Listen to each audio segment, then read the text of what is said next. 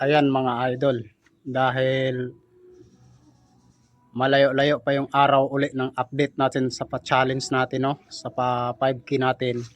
So, ngayong araw ay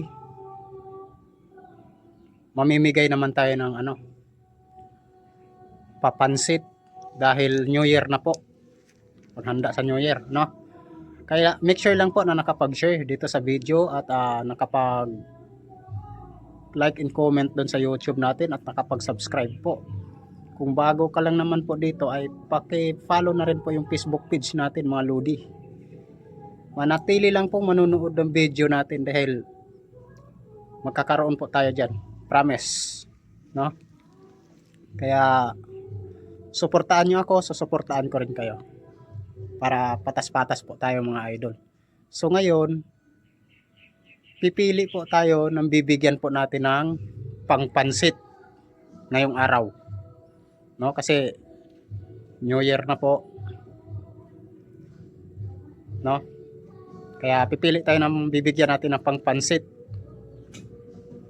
Kahit na maliit na bagay pero hindi naman kasi yan dun sa challenge natin.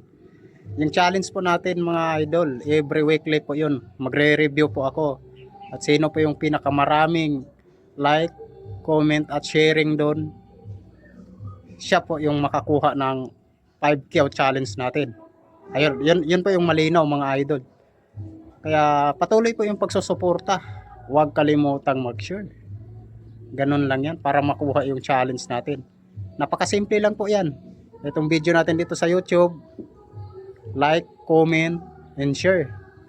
Ganun din po dito sa Facebook. Like, comment, and share din po. Para madali nating matrace kung sino yung solid na sumusuporta sa atin. At mabibigyan po natin ng ating pa-challenge. Next week naman po ay meron po akong gagawin na bibigyan natin ng gift. Iba pa yun sa challenge. Kung sinong pinakamataas na nakasuporta sa atin. Kung sinong pinakamaraming sharing nun, bibigyan natin ng Rolex. Against Rolex. Kagaya kay Lucas Abelar ng Davao, Ganon na Rolex yung ibibigay natin. Pag napupunta sa iyo yan, siguraduhin mo, ingatan mo. Mahirap hanapin yan. So ayan mga idol, hanggang dito lang po. Sana sundin nyo yung step na tinuro ko po. Hanggang dito lang at Happy New Year po sa lahat. Bye bye.